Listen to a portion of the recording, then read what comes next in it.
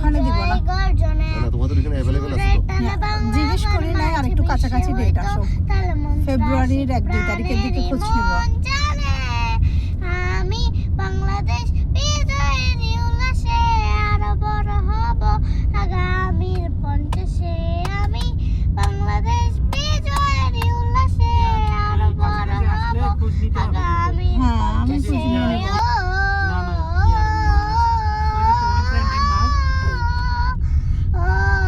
সেতু সেতু